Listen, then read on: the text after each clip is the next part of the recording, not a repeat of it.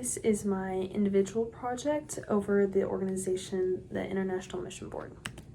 So first of all, we have three main principles that you can take away and apply to using business as a mission. The first one being Tuckman's group developmental model. So this is from chapter 8, page 93, and this model is just showing how groups interact with each other over time. So first they form, and then there's storming, so lots of arguing, then norming, getting used to each other, performing, doing the job, and then finally adjourning whenever the group is over. And so in the mission field, teams are very close and need to understand this concept to make it through storming and know how to perform well with one another. Then we have conflict management styles. This is from chapter 10, page 115. And there are 5 different conflict styles: integrating, obliging, dominating, avoiding, and compromising. And so it's important to know which you tend to be, as well as your team members, so that you can handle those situations and be able to know that whenever conflict does come up between your team members or with locals. And then finally, mentorship and organizational culture. This is from chapter 14, page 160. And it has several functions, a few of which are sponsorship, exposure, coaching, protection, as well as providing additional challenges. And so this helps new team members adjust to the culture and the new challenges that they will come across, with a solid support system and knowing that there's a person they can always go to in times of hard things or with questions. Next are some global ministry leaders. The first being Paul Chitwood, which is actually the president of my organization, the International Mission Board. He oversees thousands of missionaries and is the leader of one of the world's largest missions organizations. Then we have Matt Tunghang. He's a writer and speaker. He's chairman of the Business as Mission Global, and he is a global mobilizer of using business as a way to share missions, which is what I want to do. And then finally, you have Andy Bird, who's a senior leader at Youth with Mission and is also co-founder of the Send and Fire and Fragrance Ministry.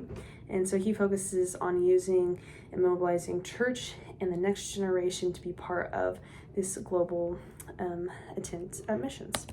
Next, we have 3 case studies. The first one is Foreign Mission in the Challenge of World Fellowship in the YWCA in Japan and Turkey. And so in this one, there's an organization that was growing exponentially, but they're struggling to indigenize and grow their group employees into the native population.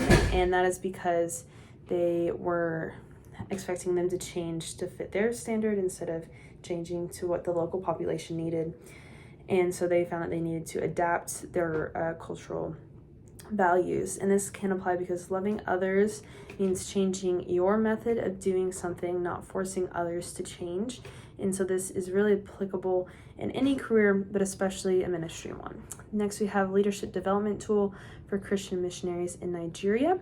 So in this one, there's a missional shift from cities or 2 cities into more urban places instead of rural in Nigeria. And the takeaway from this case study was just to study the environment that you're in and see how your business can best thrive in that, and also to incrementally give leaders more decision-making power so they're able to make those decisions well. And so the application is just to be able to adapt to change and learn from current leaders in an organization on how they're making decisions and how that's working. That way, as I grow up within the company, I will also be able to do that. And finally, impact of missionary training on intercultural readiness. So this case study was conducted over 45 missionary trainees with the purpose of investigating the importance of interpersonal training. And so the takeaway from this was that family, team, and cross-cultural relationships should be developed for the effectiveness of missions. So making sure to get that kind of training is very important before starting a full-time ministry job. Some do's. First of all, for somebody who's entering a career in business as mission, they're going to want to develop cross-cultural intelligence. That way, they know the culture that they're going to live in and how to function like them.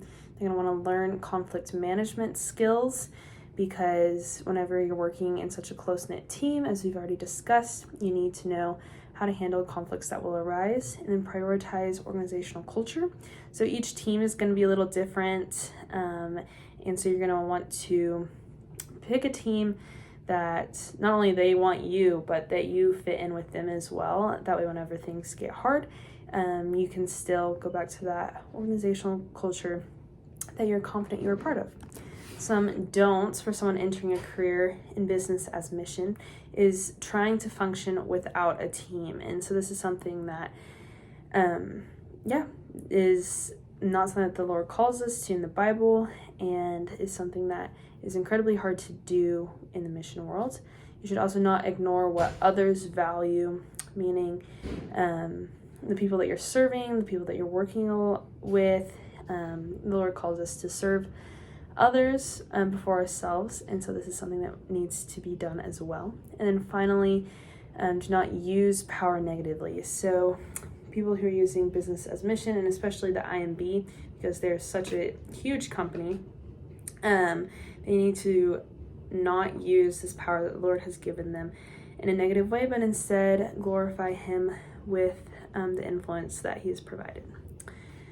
So those are just a few of the ways that I will be able to implement the things I've learned over this course and study